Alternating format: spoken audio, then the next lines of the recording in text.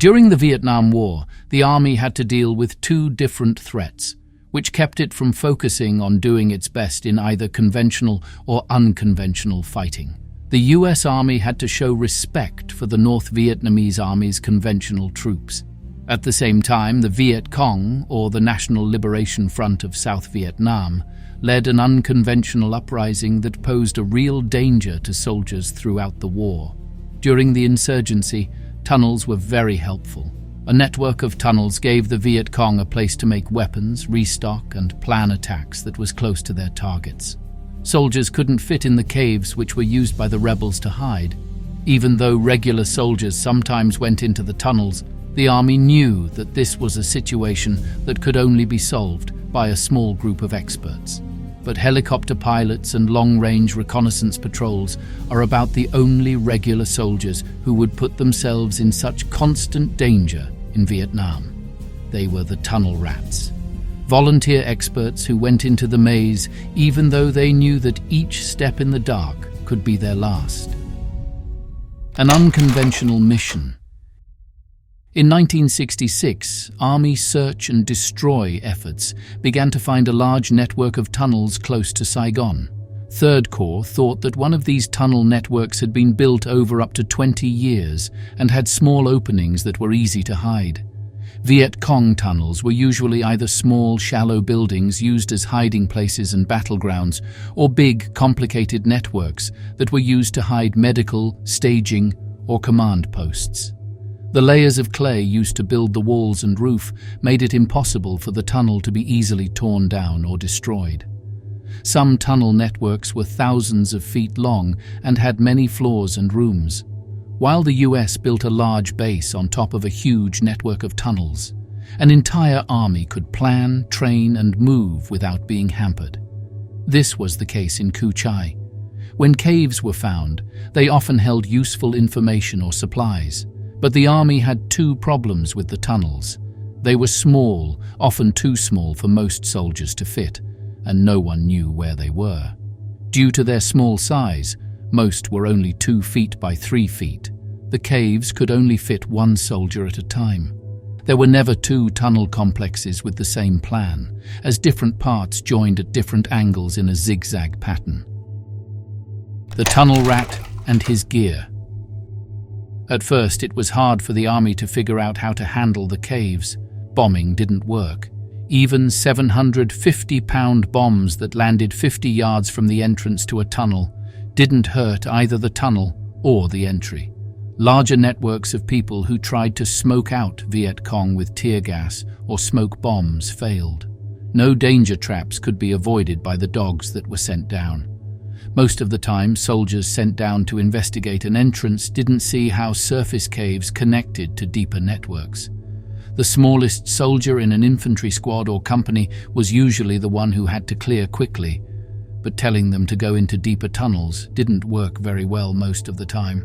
A lot of these soldiers who weren't taught died in accidents in the tunnels, not because of enemy action. In 1966, Captain Herbert Thornton, a Chemical Corps officer with the 1st Infantry Division, set up special teams to go into, clean out, and use the tunnels. He was in charge of putting chemical weapons in the tunnels. It was up to this group of amateur infantrymen, engineers, and chemical weapons experts to clear out the tunnels on purpose. The tunnel rats were a mixed group that was chosen for having special traits. Most of them were short, less than 5 feet 5 inches, and thin. The job also required a certain mental toughness. Even the bravest men could lose their nerve after moving for hours in the dark and suffocating conditions, knowing that they were in grave danger. As part of the job, you had to have lightning-fast reactions and not be afraid to fight venomous snakes or Viet Cong at close range. Thornton knew that a tunnel rat had to have a curious mind, a lot of guts, and a lot of real moxie to know what to touch and what not to touch to stay alive, because you could blow yourself out of there in a heartbeat. It was normal for soldiers to drink, smoke, eat candy and chew gum, all of which could make it harder for them to smell and give away their position. Instead, they taught each other how to stay alive underground. Some soldiers jumped right into the work. Staff Sergeant Pedro Rejo Ruiz, a thin Cuban refugee who was known as the Human Probe, and Sergeant Robert Batman Batten offered to work 2 extra tours with the tunnel rats. Because Batten and Thornton's tunnel rats worked so well, the Viet Cong put them on their list of the 10 most wanted people, just below the top generals. Rejo Ruiz had been fighting all his life. When he was a youngster in Cuba under Fidel Castro, he would often fire at communist troops to bother them. He joined the army to keep fighting what he saw as an advancing threat after his family fled to the United States. Before he helped the tunnel rats, Rejo Ruiz was a mine hunter in the 1st Infantry Division, where he was risking his life every day.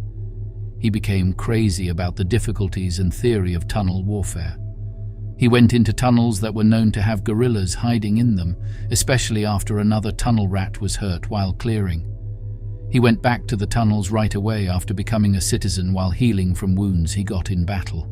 He was one of the few rats to make it through the dangerous game of cat and mouse. In tunnels, soldiers had to carry less and give up their technological benefits. Some things like helmets, heavy equipment, and even water bottles might be too big to take underground. Some tunnel rats gave up their uniform coats too. Soldiers first went in with a gun and a flashlight. Later, the army added a communications wire, compass, and bayonet to help them look for traps and talk to people on the surface. Some tunnel rats brought a gas mask with them in case they fell into a deadly gas trap, but many of them chose to stay above ground even with that. As the war went on and tunnel rats got better at what they were doing, most of them took less and less down into the tunnels. Denying refuge. Getting into the caves was often hard because the doors were hard to find without looking carefully. The tunnels didn't have electric lights, and the ventilation was cleverly hidden to leave as few clues as possible. Finding the entrances to most tunnels took a lot of work, and tunnel rats didn't show up until regular searches had found one. Sometimes it was simple. In one case, a soldier and his German shepherd were leading a watch when the dog stopped and sat down. The patrol stopped right away because the dog was taught to find the enemy. The top of a well-hidden tunnel flew open all of a sudden, and a Viet Cong man with grenades jumped out. He was shot and killed right away. A high-ranking Viet Cong officer was caught by a tunnel rat who went down into the tube. Finding an entrance did not mean you could get in. The Viet Cong would often put explosives on the doors or grenades in nearby trees to kill soldiers who tried to get into the cave systems.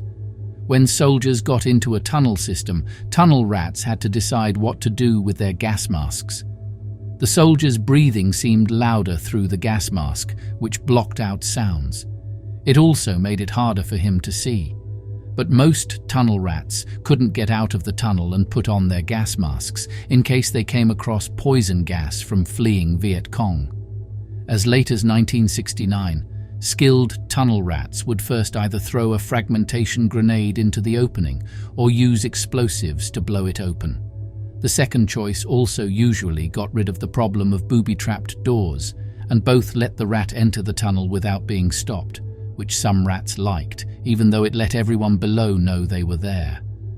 Things got really dangerous once they got into the tube network. To get rid of the shock waves from blasts, tunnels were dug.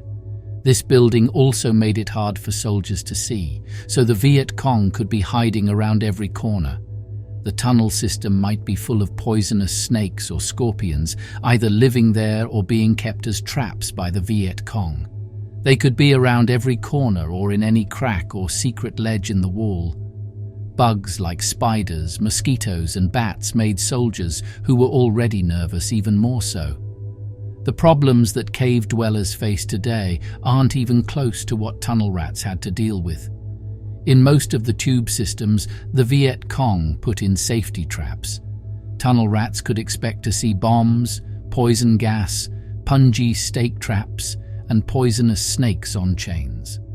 A tunnel rat would not be able to tell the difference between these traps and a gorilla waiting in ambush based on sound or smell. I felt more fear than I've ever come close to feeling before or since. Harold Roper, who was a tunnel rat in the early days of 1966, said, "In Vietnam, there were only about 100 Army tunnel rats, and most of them died in the passageways or in ambushes on the ground. This gave the tunnel rats a unique society. They made sure that no rat, living or dead, was ever left in a tunnel, even if it was hurt, which most of them were at least once.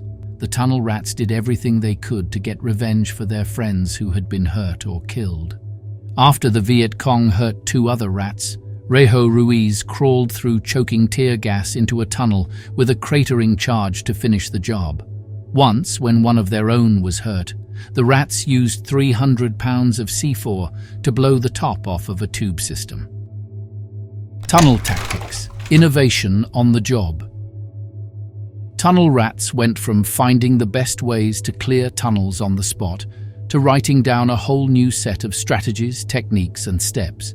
Even though there was only room for 1 tunnel rat at a time, sometimes a second rat would sneak in behind the lead rat to help it, especially if the lead rat was new. The other soldiers in his unit kept things safe, and at least one of them was always at the door. Many tunnel rats kept in touch with their partner, who watched what the tunnel rat did and tried to draw the tube and any important discoveries. Many tunnel rats liked to have nothing else going on when they knew they would be meeting Viet Cong forces. They wanted to focus on the dangerous game of hide and seek. Soldiers learned that the Viet Cong would try to rush them while they reloaded if they fired more than 3 shots. Down below, the rats finally switched to flashlights with red lenses, because the Viet Cong only used candles and white lights. As they came out of the tunnels, they decided on a tune to whistle so that their muddy shape wouldn't make them look like Viet Cong rebels. In the beginning, tunnel rats got into the mines with a M1911.45 caliber pistol. Most people thought the usual sidearm wasn't up to the job.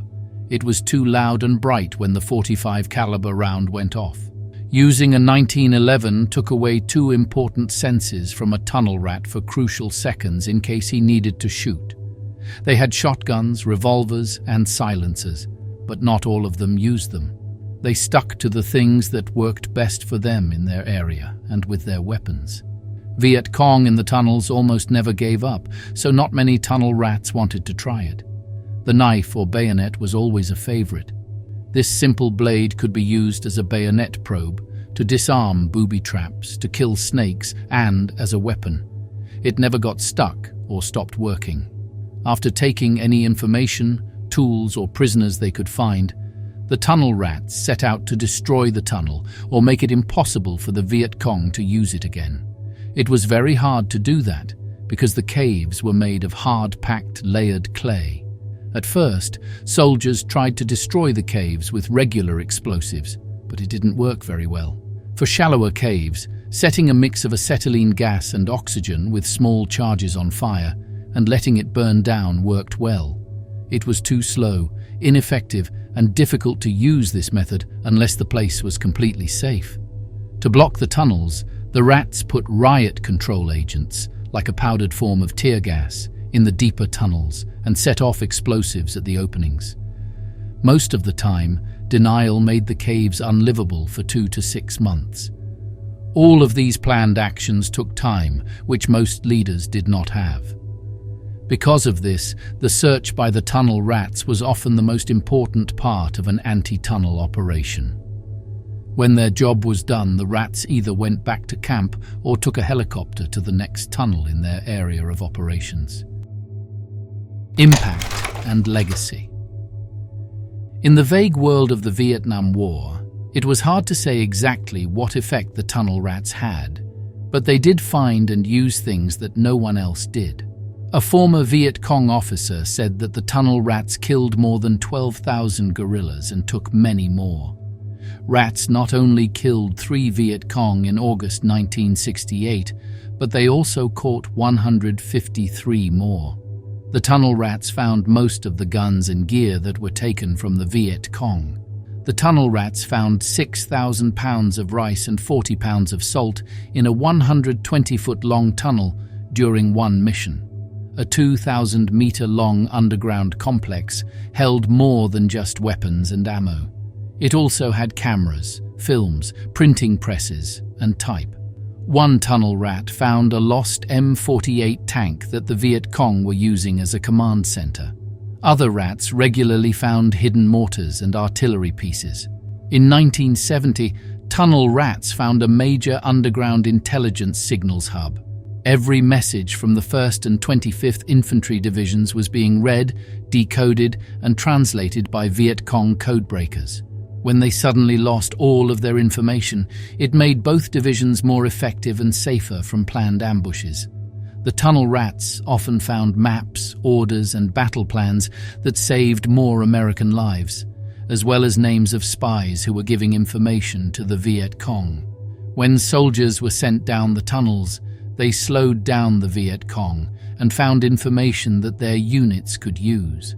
As the army got better at using the information the tunnel rats gave them, the tunnels stopped being useful for the Viet Cong, who had been wiped out by the Tet Offensive and the US counteroffensive.